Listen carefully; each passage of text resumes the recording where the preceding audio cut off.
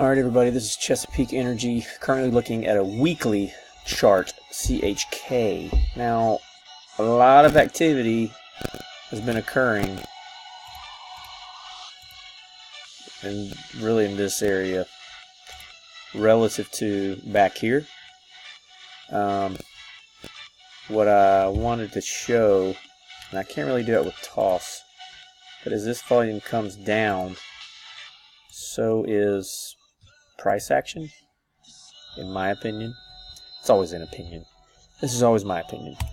The other thing I wanted to show is the daily chart for it, right?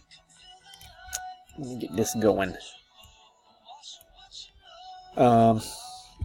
We've got a lot of these selling waves, if you will, right? This one's obvious. Here, here, not a new low. Here, and here. What I wanted to point out is I don't see a whole lot of bearish follow-through. I'm not seeing a whole lot of follow-through. Again, this is the daily chart. And it's just interesting how the down waves are larger than the up waves over this period of time here. Yet price is kind of hanging out in this area, if you will.